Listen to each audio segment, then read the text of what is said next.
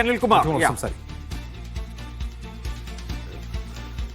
അത് അദ്ദേഹം കഴിഞ്ഞ കാലങ്ങളിലൊക്കെ പാർട്ടിക്ക് വേണ്ടി എടുത്ത നിലപാടുകൾ എന്ന് പറയുന്നത് വളരെ ശക്തമാണ്.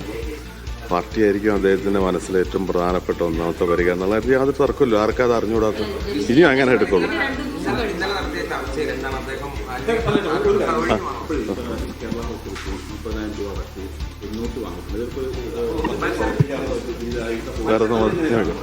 എങ്ങനെ അല്ല, ഞാൻ പറഞ്ഞല്ലോ, അത് ഇന്ന് വൈകുന്നേരത്തിന് അറിയാം. അതൊക്കെ ഹൈക്കമാൻഡാണ് തീരുമാനം. ഏത് ലിസ്റ്റിനകത്ത് ആരോ വേണമെങ്കിലും ഉൾപ്പെടുത്താതിരിക്കാനൊക്കെ ഹൈക്കമാൻഡിന് അധികാരമുണ്ട്. ആ കമ്മിറ്റി വരുമ്പോൾ അതറിയാം. അതൊക്കെ ഹൈക്കമാൻഡാ പറയണ്ടത്. ഞാൻ അതൊന്നും പറയേണ്ട ആളല്ല. ഹൈക്കമാൻഡാണ് അതൊക്കെ പറയുന്നത്.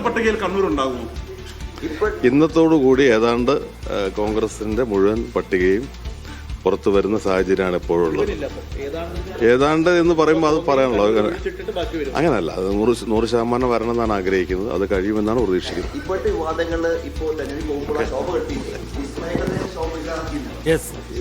അനിൽകുമാർ, നേരത്തെ നമ്മളൊരു കാര്യം ഓർക്കണം.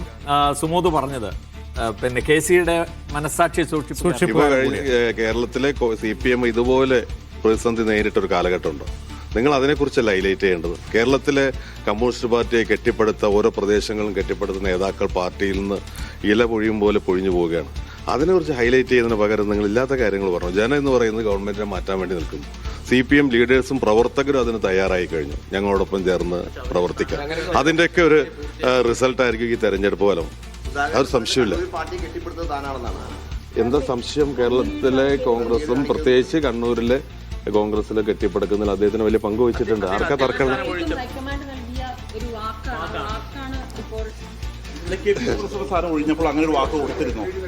അറിയില്ല കേട്ടോ. അതൊക്കെ വലിയ ഹൈക്കമാൻഡ് അന്ന് സംസാരിച്ച കാര്യങ്ങളാണ്. നമ്മളൊന്നും അതിനകത്ത് അറിയുന്ന കാര്യങ്ങളല്ല. അങ്ങനെ അറിയില്ല അതിനെക്കുറിച്ച്. അപ്പോൾ ഓക്കെ.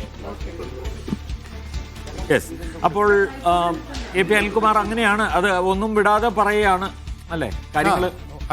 അത് വൈകുന്നേരത്തെ തീരുമാനമാവും എന്ന കണ്ണൂരും കൂടി ഉണ്ടാവും എന്നുള്ള സൂചനയാണ് അദ്ദേഹം തരുന്നത്. പക്ഷെ എന്നാലും അപ്പോഴും ഏതാണ്ട് പൂർണ്ണമായി തന്നെ ലിസ്റ്റ് വരും എന്നുള്ള രീതിയിലാണ്. ഏതാണ്ടിലൊരു പ്രശ്നം